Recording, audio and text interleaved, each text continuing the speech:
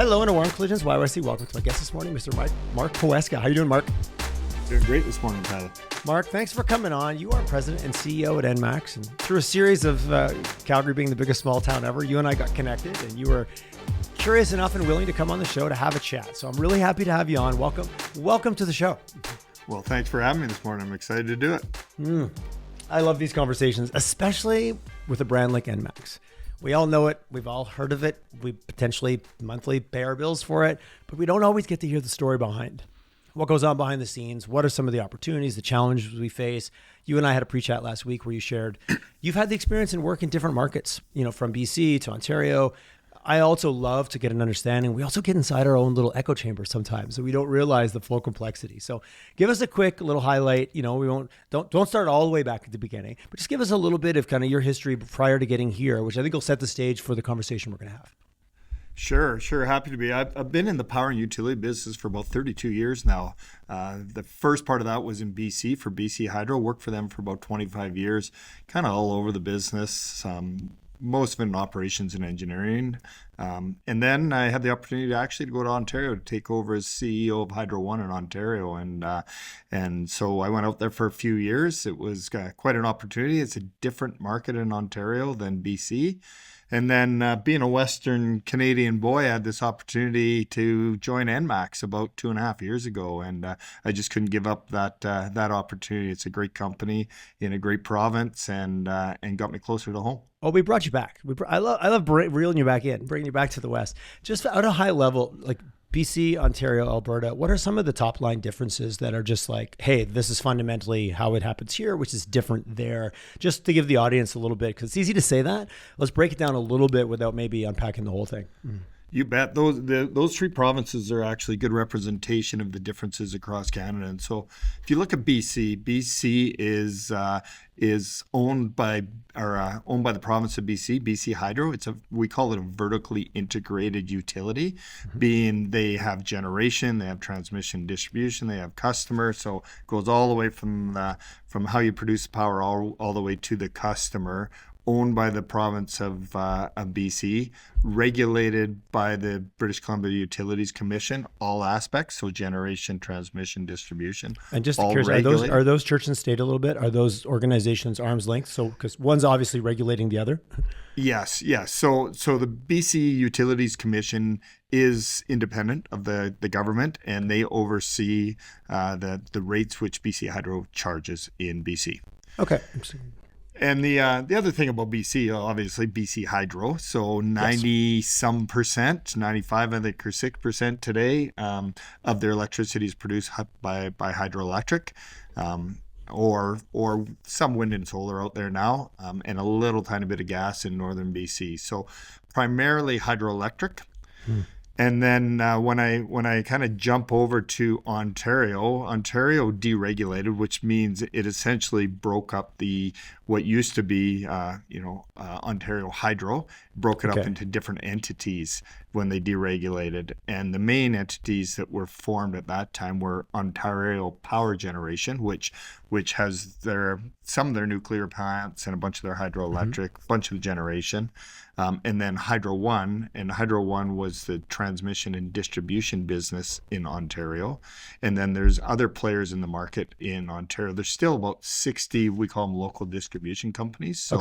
So 60 communities own their own distribution system. They're not owned by Hydro One. The power generation is centralized, but the distribution networks are different. Well, the part of the power generation, the historical part that used to be Ontario Hydro is centralized, but then there's new entrants in the market, like Bruce Power, which is a large nuclear plant there, is run by TC, and I think it's Teachers, one of the pension funds, is the owner of that. And then there's a whole bunch of other players in the market now since they deregulated back in the day. When did they deregulate? What's the timeline on that? I think they deregulated in about 1995, I believe. Okay, so a while back, but not forever ago either. Not forever ago, fairly recently. And so since then, a bunch of entrants came into the market, different generators, bunch of renewables. And so they have a bit of a hybrid between a BC Hydro and Alberta. So they have a market out there for electricity, where wholesale market where people can bid into the market, but they also have what they call the regulated generation assets. So the traditional Ontario Power Generation is a regulated entity. So part of the power there bids in the wholesale market. Vast majority is either contracted or comes from Ontario Power Generation. Does that create a bit of, just thinking about that, the thinking behind that, does it create a bit of both worlds where you've got an opportunity for entrants to come in, high barrier to entry, I'm assuming from a capital perspective, but also you've still got an always on, we've got to have reliability, we need a grid that can stay up, we've got to have a trusted source of power. Does it create a balance, or does it make it a bit messy? Yeah, you know what? When they started and they deregulated the market there, it was pretty messy, actually, because Wild West-ish. Wild West-ish. No pun intended. Wild East-ish or Middle-ish. Wild Central-ish. Yeah, totally. But when they opened up the market there, actually, the prices of power went through the roof, because they were actually short of supply and long on demand. So what happens in a free market, supply and demand, prices went through the roof. And so they actually had to close the market down fairly soon after opening it, and restructure and change the market. And then what they did was they wanted to wean off of coal in Ontario. So they built out a whole pile of renewables, and they did that through contracts instead of the wholesale market. And I'll get to Alberta why that's different here. And I've seen my family, I've got some family in rural Ontario, and there's farm fields that were farm fields 15 years ago that are now solar fields. And they look, and there's some that are abandoned, and it's an interesting journey when you see it kind of running out over time a little bit. Mm-hmm. Yeah, and you know, so yeah, they signed a whole bunch of contracts when they're trying to wean off, and it actually put a lot of costs on people of Ontario, because they signed fairly lucrative contracts for, say, 20 years. And it was really a policy, an environmental policy, the decision of the government at the time to get off of coal and get on to renewables, hydroelectric, and nuclear. And so even today, there's about $6 billion, which you call the global adjustment, which used to be on ratepayers of Ontario, but now is on the tax base in Ontario, which really subsidized that transition to renewables. And we could talk about that a little bit later, of like the cost to transition and what that looks like.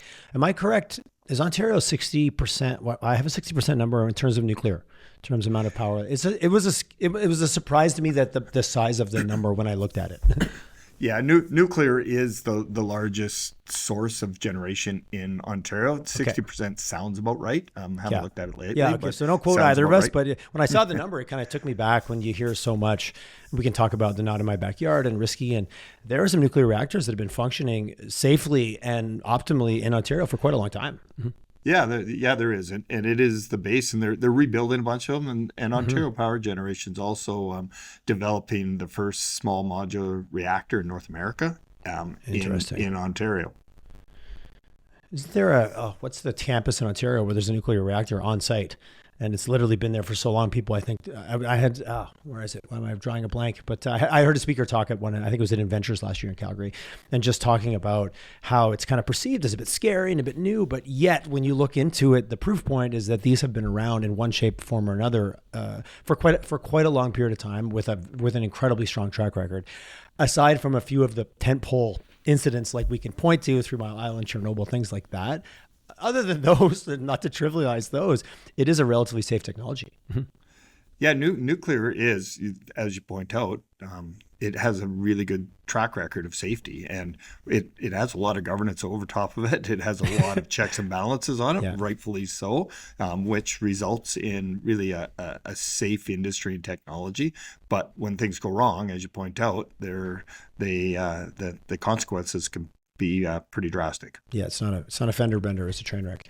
From a density of molecule perspective, when you look at alternatives to power, like whether it's gas or coal, and you look at things like nuclear versus solar versus wind, I've read, and this is me making you my de facto expert, so feel free to answer or not answer as you feel appropriate, in terms of it's just a better, more reliable alternative to move forward than some of, and I'm not against anything, I'm for all of it, but I also like to look at the facts of what we're actually dealing with in terms of the density of the molecule. I've heard say many times by people smarter than me.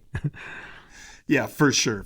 You know, uranium is very energy dense and very energy rich, and so it is a great source, and it's non-emitting.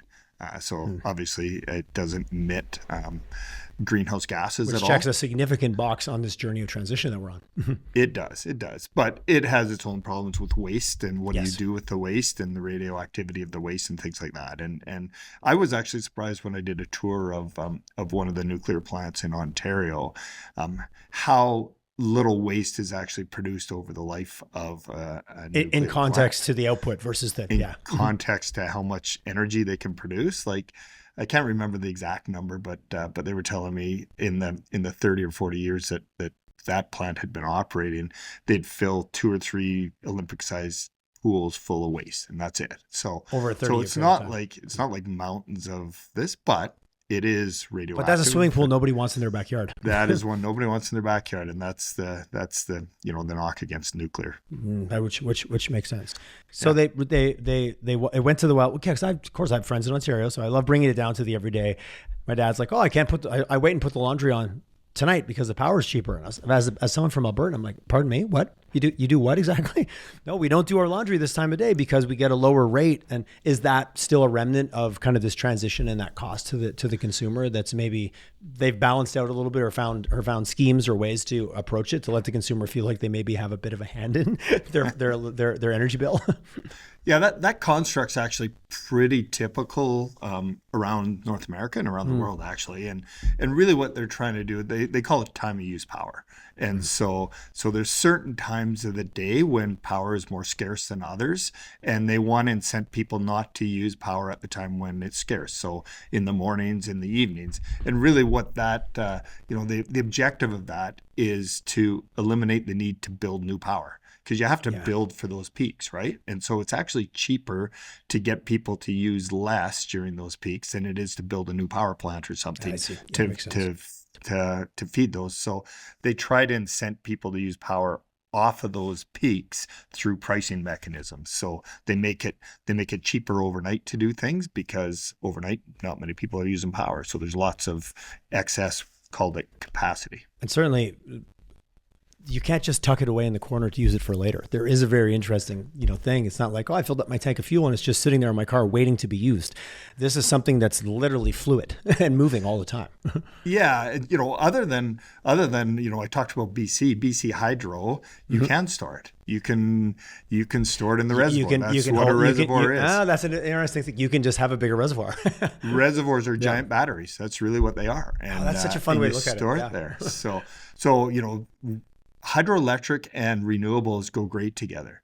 You can imagine when the wind's blowing and the sun's shining, you save your water in your reservoir and you don't use it. So you let that build up. You're storing that energy from the renewables in your reservoirs. And then when it's not sunny or it's not windy, you can then run your hydroelectric plants because you've stored all that energy in the reservoirs. But I'm also hearing you say earlier, you get BC, where you have a high percentage focused on hydro and less on wind and solar. Get Alberta, where we have basically, do we have any hydro in Alberta? We do have some hydro. ENMAX doesn't own any of that, but there is some. It's relatively small amount. Obviously, we're pretty flat, hard to build reservoirs and dams. That would be my initial thought. Grew up in Quebec. I remember the school trip in like grade 6 going to the hydroelectric dam at Beauharnois because that was a big part of the infrastructure, and there was the seaway went through there. Like that was a huge part of kind of that access to Canada from even a transportation logistics. But before we jump down any of these other rabbit holes, let's come back to Alberta. We talked a little bit Ontario. We talked about BC.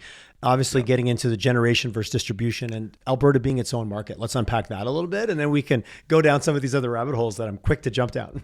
Yeah, you bet. So Alberta is different than any other jurisdiction in Canada from a market and construct perspective.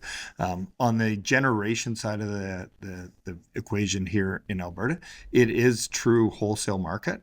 So people bid into the market. ENMAX is one of the generators in the province, and we bid into the market. And you can come to Alberta and you can build generation if you want. Whereas other jurisdictions, they have to run, call them RFPs, proposals. Okay. They run a process to get new generation here. If you want to connect onto the grid, you connect onto the grid. You got to pay your costs and things like that. Mm-hmm. But it is a true market in Alberta. The other thing about Alberta is on the customer's side, we're about in the province, 60 to 70% of people are on a retail product. About 80% of our customers, ENMAX's customers in Calgary, are on a retail product. And ENMAX is the largest retailer. We sell right across Alberta. And so that is unique to any of the other provinces in Canada.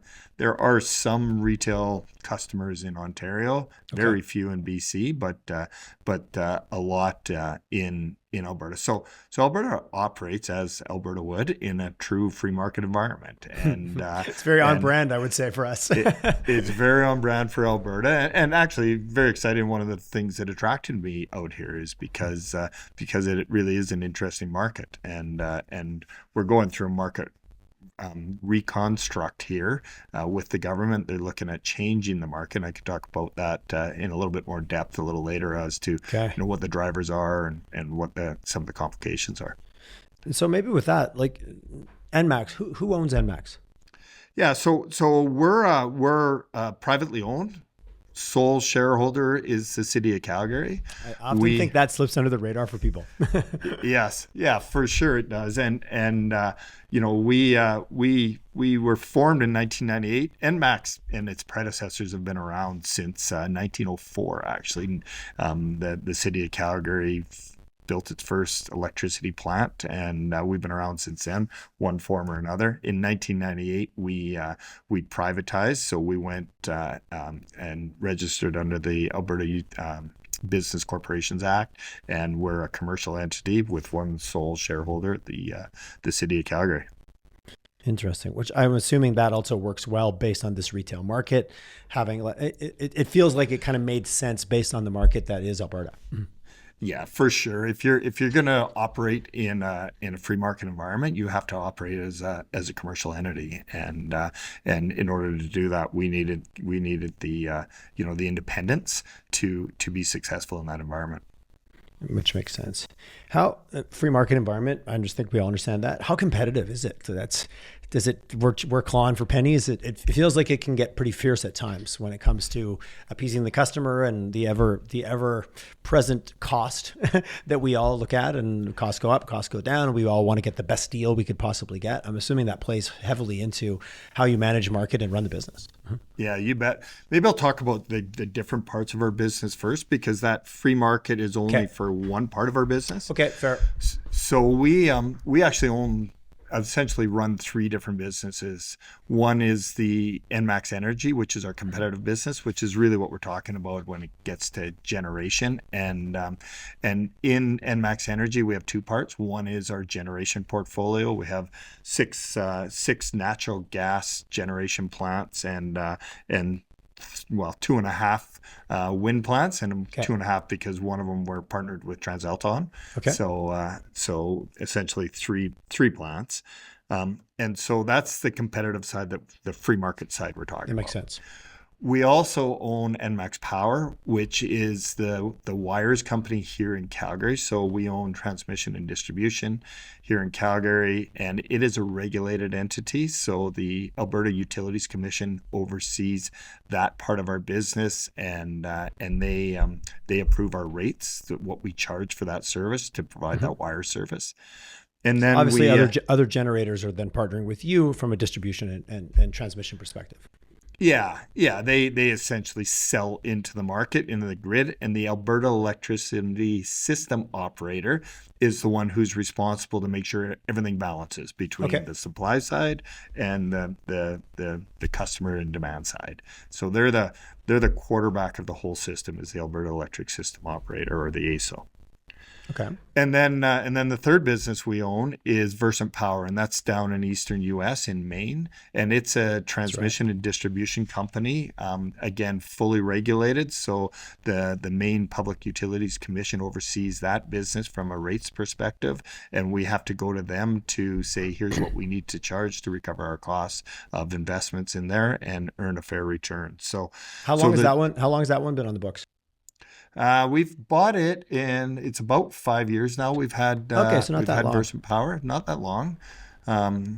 We bought it really to diversify our portfolio. We were pretty exposed in Alberta here to one jurisdiction with one regulator and one set of customers, and so it really provided us with an opportunity to diversify both geographically, but from a regulator perspective and a business mix. So almost 2/3 of our business now comes from the regulated side of the business, which is super secure and less volatile than the competitive side. Helps balance things out. Helps balance, especially when you have a sole shareholder like the city of Calgary that we give a dividend to, who kind of needs to know the stability of what that dividend might look like in the future, so that they can do their plan. Might be an integral part of the planning process. Yeah, absolutely. Yeah. Just curious, not to go too much down this rabbit hole, but something like what with the opportunity in Maine 5 years ago, is that something that happens frequently? Obviously, U.S., you've got huge population density, you've got massive dispersed geography, and you've got different states that operate differently in probably different jurisdictions. Is that like an M&A style opportunity that comes up often, or is it something that's pretty slow moving? At the size that an ENMAX could participate in and afford, it's fairly rare. Like there's large M&A deals in the U.S. a lot of the times, and other entities in Canada like Fortis and Emera, they went on quite an M&A spree for quite a while in the U.S. where they were buying up U.S. Entities, but they're quite a bit bigger than us, and so this was a good opportunity at the right time for the right size of entity that checked all the boxes for us. Yeah, interesting. I was just curious. We could do a whole other podcast just on that. So we'll park that maybe and go back to 1 and 2, the generation and the transmission. When you look at those two as balances, like I guess when you take the 3, is it in that order? Is it 1, 2, 3 in terms of just the size and if I was going to put it on a pie chart? Yeah, it was. Generation used to be our largest part. Now the two regulated businesses are the largest part. So about 60% of our earnings today come from the regulated businesses. About 40% come from the competitive business. And if I look out over the next few years, it's actually going to sway more to the regulated side of the business because of the investments we're making in the transmission and distribution grids, both here in Alberta and in Maine. And so they're going to grow more than the competitive side of the business is, because of all the needs of the grid. If you look at Calgary, it's fastest growing city in Canada. Our connections in the last couple of years have been double the historic average, and so there's a lot of new infrastructure we have to put in the ground to support that. You combine that with the fact that I talked earlier, we're over 100 years old. We're replacing our first substation right now. There's some old gear in the mix, right? There is some old gear. It was built in 1912. So when you invest in this type of asset, they're going to be around a long time. So you have to be really conscientious. Like kudos, that gear stood the test of time. I'm just going to give a nod to those. If you think about the technology that was being implemented to build that in 1912 versus today, somebody still knew what they were doing. Yeah, it's unbelievable. That is actually kind of blows your mind. There's not much else in my world that. If it's my phone's 3 years old, I'm throwing it out and frustrated because it doesn't work. Just to oversimplify. Yeah. So when you hear the talk out there always about our grid is everything's outdated, we're electrifying, so the demand is increasing. We also have a population increase. You focusing more on the transmission side, does that also leave more room for new entrants into the generation side to go, hey, we're going to focus on this because without this, it doesn't matter how much we have at source, we got to get it out to the customer. It feels like it's all critical, but that transmission network is certainly where you maybe hear a lot of the challenges or what's going to hold us back from electrification. Well, we've got a dated infrastructure. Is that part of the reason why that you guys have switched and really focused in on that? Yeah, 100%. You know, the amount of investment we got to invest in a grid, because a lot of it was built out a long time ago. So you know, like I said, reinvesting in making sure it's reliable, and the importance of electricity today compared to even 10 or 20 years ago is even more. As people electrify more parts of their homes and their economy, the reliability of the grid is super important. So we're investing in that to make sure that when people need the power, it's there. We have some of the highest reliability in Canada here in Calgary. So we're quite proud of that. So it's very, very stable network here. I've had my power go out once, and I've lived here for 25 years. I would have my power go out, once every couple months in Quebec. And that was rural and trees, and there was lots of reasons, not a criticism of Quebec or anything about that. It's just, I remember, like, I lived in a rural community. Everybody had their generator almost hooked up to the tractor at all times, because it was just, I think during the ice storm, we were 32 days without power.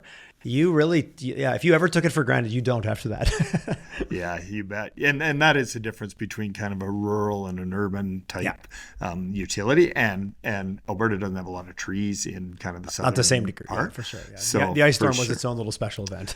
Yeah, and there was one in Ontario just in the last couple of days. I saw some pics, actually, flashbacks. Yeah, until you ever lived through something like that, you're like, oh, ice storm, how bad can it be? It can be really bad, actually. Yeah, it can, for sure. So you're replacing technology from 1912, just to overly simplify. How much has the technology in your industry changed? It's still wires. We're still moving power from here to here. So much is innovated in that time. Is it also a huge step change in terms of the quality of the infrastructure that's going in? Yeah, I'd say the core infrastructure that transmits and distributes electricity, like you said, it's still wires, it's still transformers, it's still switches and breakers and things like that. Yeah.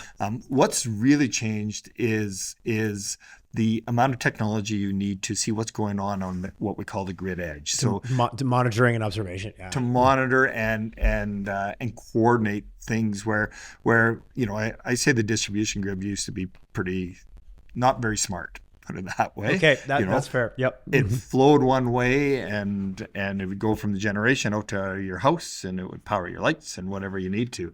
It was very binary. It worked or it didn't work kind of system. It felt like at the end, yeah. Totally. And so there's a lot more smarts in the system now, or we're building more smarts in the system. So you can imagine more EVs, more heat pumps, rooftop solar, all those things. They can flow power both ways, actually. So we've got. They all have their own little mini brains, right, in terms of what they're doing and how they're managing. They do, and we talked earlier about that peak and time of use. Well, another way of doing things is we could actually use some of those systems like solar or battery in your home or even your car to feed the grid during peak times, and then you could recharge it overnight. And so, in order for us to optimize all that, we need to put technology on the system. Yeah, that makes sense. So we're investing in that type of technology. So not the backbone itself, but the technology that allows it to be smart, just to oversimplify that. Yeah. Totally. So what is it, was it 2 winters ago where we had the alert? I think the January, Saturday night, -30. Was that a distribution network or a generation challenge, or was it a combination of the two? That was driven by generation challenge. Okay. So we were short.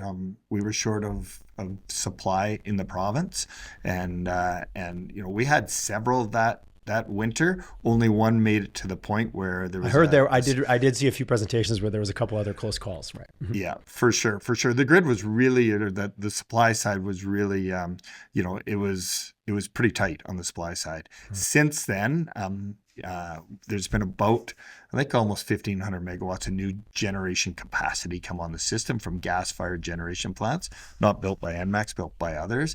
And gas generation in Alberta is predominantly our source of power that's there when you need it.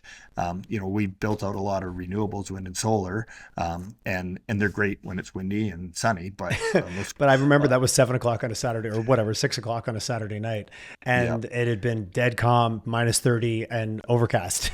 Yeah. So kind of the perfect storm in the wrong direction, right? You bet. You need that gas generation fired up when you need that. And so we were short of So that 1,500 megawatts was just new plants coming online.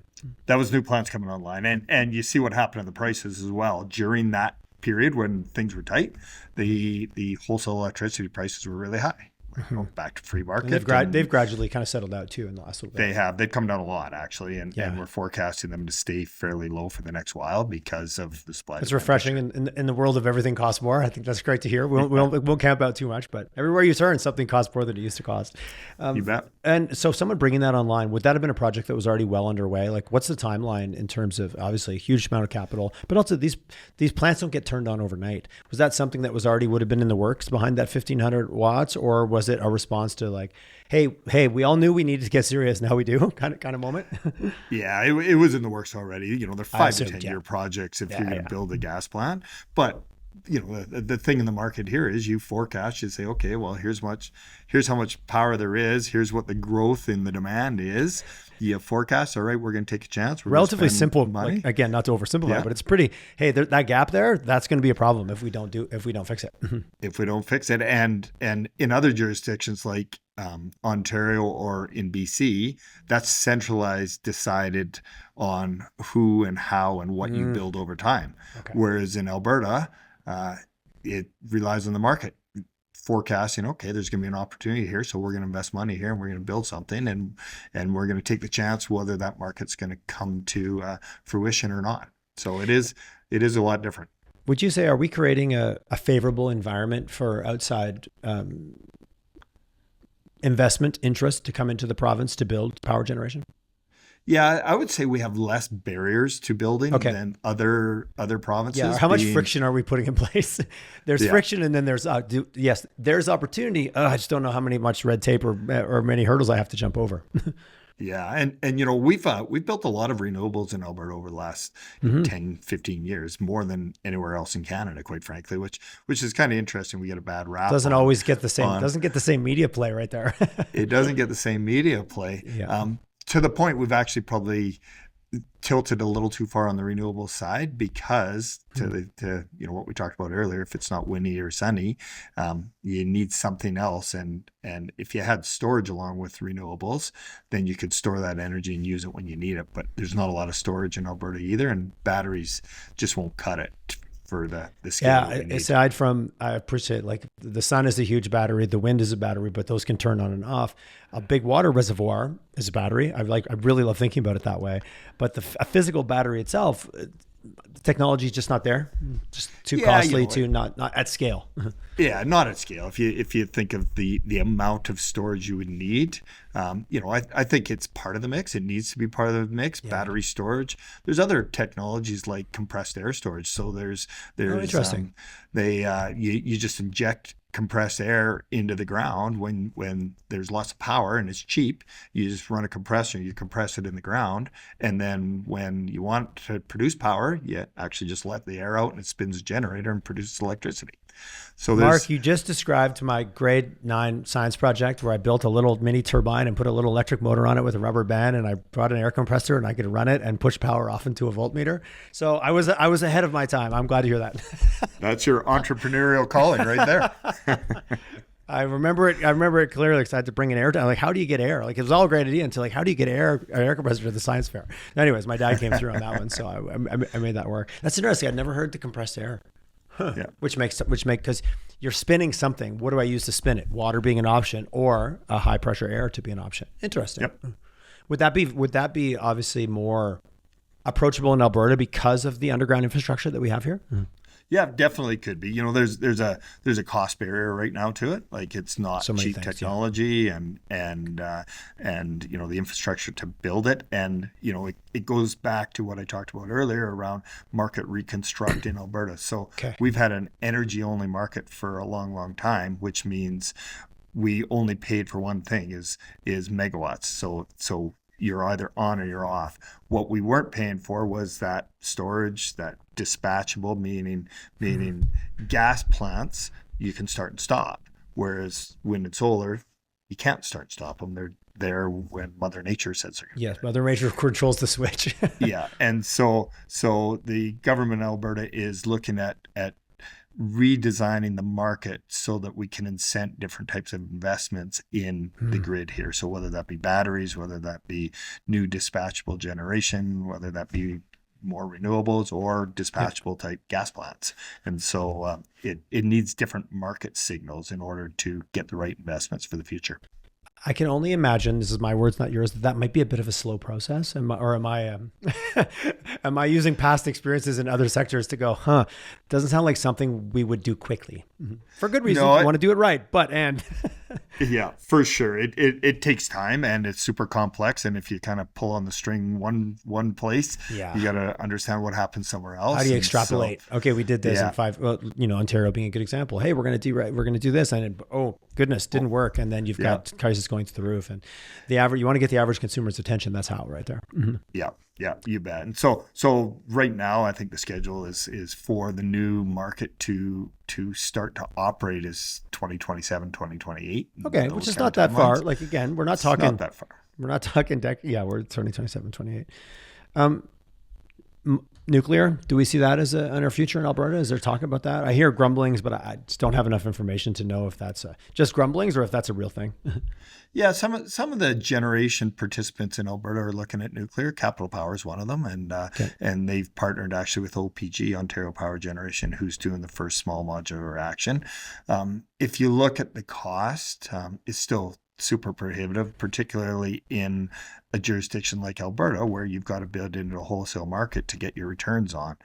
The one being built in Ontario, it's not just the unit; it's all the infrastructure that goes with it, right? It's the infrastructure, and in Ontario, that's a regulated entity. So the OPG small modular reactor, there's already a path. Yeah, and so there's no risk on the builder. They're going to get a return. The risk is actually on the customer in Ontario, whereas in Alberta, all the risk is on the builder on whether you can build it and actually recoup your costs in the market or not. Yeah, how much are you dovetailing into a rhythm that's already moving in a direction versus having to cold start it? That's a lot harder. Yeah, I believe nuclear is part of the solution globally in the long term for us to get to net zero. The price has to come down, and we have a good challenge being natural gas is super cheap, and natural gas generation is really cheap to produce, and so that's kept power prices playing to your strengths, America. right? You've got water, you do hydro. If you have gas, use gas because that's what you have access to, right? Taking advantage of what's literally in your backyard. Literally in your backyard, and it's been relatively cheap. So it's actually we've got some of the lowest costs in the world in Canada of electricity. Despite, it feels when the prices go up, it hurts, but it's always relevant to where I was to where it is. But if you look at globally, it is still very economical from that perspective. It is. You made the comment about, renewables, and we talked even offline when you and I chatted last week about just energy transition and the cost of that. You made the comment about like, we've almost kind of over-indexed. I know there's been a moratorium and things have kind of been put on hold. How do you see that kind of netting out over time? Because you're right, energy transition, it's not just easy. There's cost, there's infrastructure. Oftentimes there's increased cost to the end user, which all of us want to live in a world that's maybe going more that way, but yet sometimes we don't want to pay more. How does that balance out, or how do you see that kind of crystal ball and off the record maybe, how you see that playing out, that balance between we need to have affordable access to power, and that's a privilege to have that energy abundance that we have, while also no one's going to say I'm not behind making better, more sustainable choices. It feels like the scales of justice as we're balancing these two things out. Yeah, we're actually trying to balance three things, which is reliability. Another side to the scale.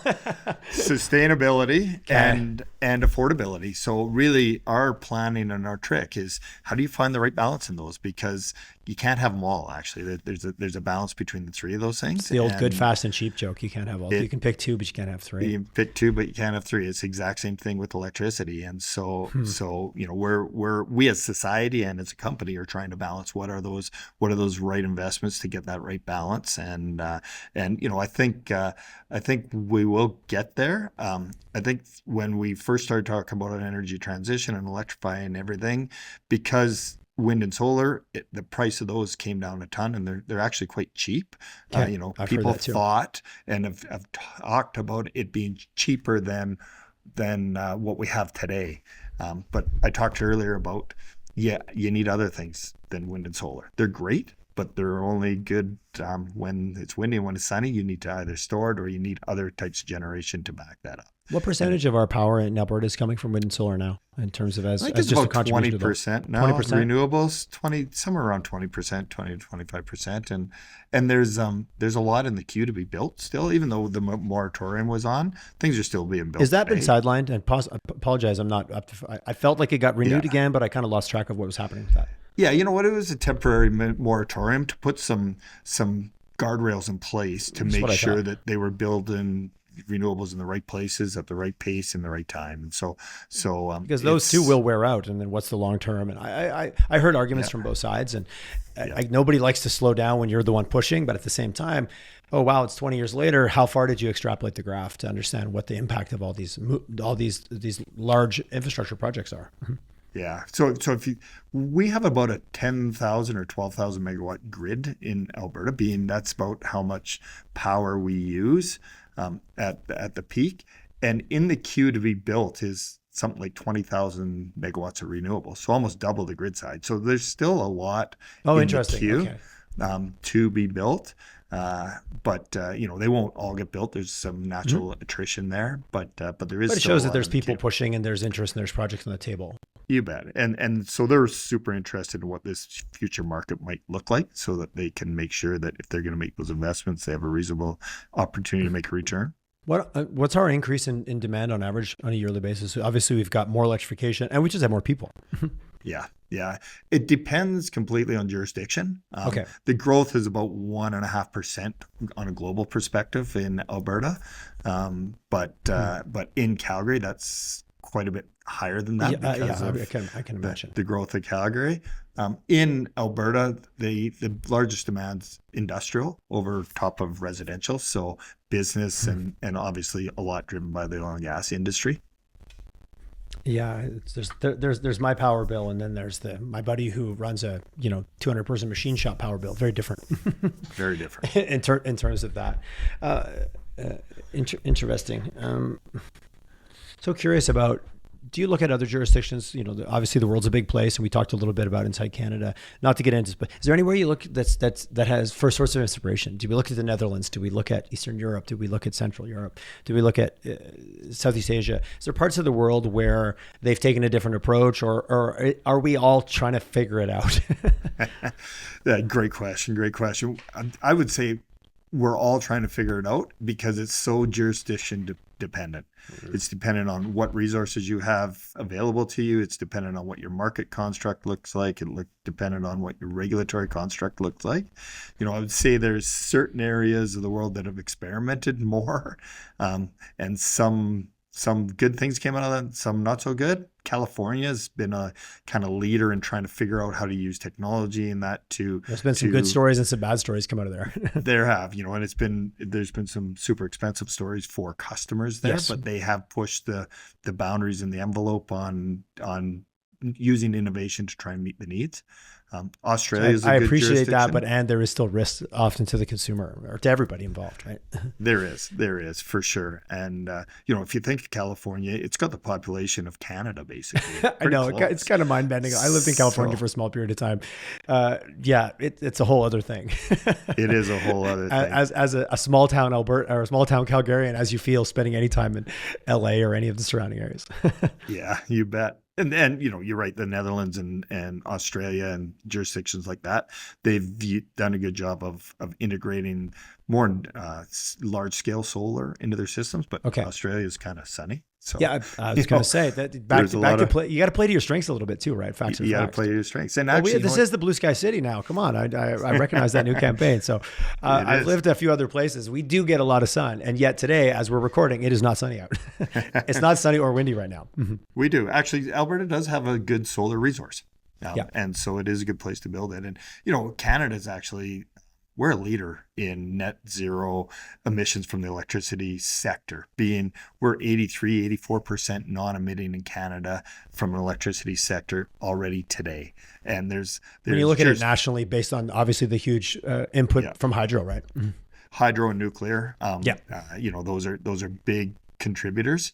And so we're in a good position as Canadians. If you look at the US, there's still 50% from carbon based, so gas, and they still have a lot of coal in their system. Yeah. We've eliminated coal in Alberta. I think there's only a couple coal plants left in Canada. So as Canadians, we should be proud of where we're at overall. We've still got a little ways to go. We're in a nice cycle of Canadian Pie right now, Mark. So I think let's jump on that train every chance we get. I was listening to CBC this morning. I think it was the Junos last night, and it was like every speech was "Go Canada." It was kind of refreshing. We won't get into the reasons why that's driving that. That's a complex, messy world. Yeah. But a little Canadian pride, I think we could all do well with that. Yes, it's nice to see us uniting as a country, even though unfortunate circumstances. But yes, we'll leave that part to the side. ENMAX, obviously, how big is the company? Like how many people? How big's the team? Yeah, we got a couple thousand employees. Okay. And down in Maine, I think there's about 400 down in Maine. Okay. So, it's a decent sized company. Mm-hmm. We contract out some of the work on our generating plants. So if you added those in, it's a bit larger, but it's a good sized company. Good, diverse, and a great network of employees in this company. I've been here, like I said, 2.5 years. Super impressed with the culture here, with the pride in what we do as an organization. With there's not very many industries that have the impact on every. Your fingerprints person. Are everywhere, Mark. Your team's fingerprints are everywhere. They're everywhere, and people come to the utility business because of that, and they're proud of that, and you can see that in ENMAX, and you can see that in employees, which is super cool. As a leader, obviously I know you guys, we chatted about a little bit in terms of your purpose and how you kind of how do you hold it all together? How much of your role or time or energy or passion is spent around that? Because there's the nuts and bolts of what you do and the rates and all the science. And I think you mentioned you got an engineer buried in you there back in the day. The people side of it and keeping everybody focused and unifying in something that's moving all the time. How much of that is just talk to me about that part of your role, I guess. I'm always curious, and the leadership behind it all, which is people. Yeah. None of us in this company doesn't exist without the people, and the people are everything. Like systems don't get built, they don't get operated, they don't do it all by themselves. And so the people are core and are key. And my job as a leader is really to set that direction for the company, that vision, and hopefully get people passionate about where we're going and what we're trying to do as an organization. And so I do spend a lot of time on that. When I came in, we looked at our strategy, we looked at our purpose, we renewed our purpose as an organization. We set a new strategic direction, which provided clarity for people. It's just, I played a lot of hockey growing up, and if you don't know what the purpose is, you don't know what your position is, and you don't know what you're trying to accomplish, like how can people get engaged and passionate about the business? So my job is to make sure people know what we're trying to accomplish and what their role in that is. And my hope is that they get passionate about that and they get behind it. And my experience at ENMAX is that people have really gotten behind where we're trying to take this organization. I'm curious now. I'm opening the leadership files here a little bit, the folder. How is that coming in? You're the guy from Ontario. Did you have to convince them that you were originally from out west? Yeah. Did they have their arms crossed? Like, who is this guy from Ontario? Who is this dude from Ontario that's going to come and fix us? No. Yes, that's very well said. Yeah. I did hear that in the hallways, but I did remind people that I am from Western Canada. Even though I grew up in Cranbrook, BC, we were more Albertan than we were. Well, that's like almost adopted Albertan. We are. If there's anybody who resents me for saying that, I'll take the hit. Yeah. So I did come in with 30 years in the utility business across 3 provinces, many different sectors. So I understand that the core of the utility business quite a bit different in Alberta, though, because of the market construct that I talked about that. So I had some learning to do, and the organization was great and patient with. Well, I went through that learning curve and really helped me to understand what the differences are, and I really appreciate that. Well, I'm providing that outside perspective. I always joke in our business, you can't see the label when you're inside the bottle. So sometimes that outside perspective, simply because it's an outside perspective, is incredibly valuable. As long as there's a curiosity and an inclusion to like, hey, I don't know what I know, but I do know this thing over here that I heard and learned somewhere else. And that's an interesting thing when you've got such a legacy, 1904, 1912 organization. There's lots of, this is the way we've always done it, but yet the world's changing at a pace that all of us are running as fast as we can to keep up to. You bet. and having that competitive side of the business actually forces you to be innovative. I like that. And that spills over even to the regulated side of the business. Like this organization really is commercially focused. They're innovative. They're customer focused, and realize that none of us exist without the customers. So they have to be at the core of everything we do. We all look silly just sitting around by ourselves. Anything, and this is a question I'm lobbing in here. I didn't give you this as a pre-question. Anything about our sector, about our industry, about the electrical space in Alberta that you'd want people to know? That you're like, you know what, if people could walk away going, hey, this is one thing I think that we don't always know what's going on, or maybe there's just not as informed as we all can be sitting out there in the world, turning our light switches on and taking it for granted. Is there anything you'd want to share? Yeah, that we are super fortunate because we have a diverse mix between the renewables and the gas, and what I often hear is this debate over which one should it be? Should it be renewables? Should it be this technology? The answer is it needs to be all the above, and it needs to be all the above in the right. The answer is mix. yes. Yes. And so the answer is yes, and so I think that the takeaway for people is to recognize that the right mix is the right answer, not one technology or the other. You mean a little less binary in our world, Mark, and a little more looking at the whole picture? Heaven forbid. Again, my words, not yours. You mean if I'm this, I'm not that? It's like, no. I joke, as someone said years, we have sometimes we are so privileged in energy abundance that we lose the forest for the trees, that there still is a reality of why do we have energy abundance? And it's because of a diversity, and even numbers like 20 to 25% in renewables, and where could that go? And how do we balance that out to make sure that everybody can turn their light switch on and have it work at an affordable price? Ultimately, that's what no one can not get behind that idea. Yeah. Mark, thanks for coming on. Thanks for just willing to have a good old-fashioned conversation. I love it. If someone wants to get a hold of you, obviously, President and CEO of ENMAX, you probably can't just pop them an email, but I see you're on LinkedIn. Obviously, you guys have a great website. Any paths that you would recommend anyone to take if they want to learn a little bit more? Sure. Yeah. You can reach out to our customer group. It's available online if you want to learn some more. I am available through my chain of my networks. So if you're really curious and want to reach out, we're here for you. Amazing, Mark. Thanks so much for coming on. Thanks for the conversation, and thanks for everything that you do that allows us to live the life that we get to live here in Alberta. Thank you. Thanks for having me, Tyler.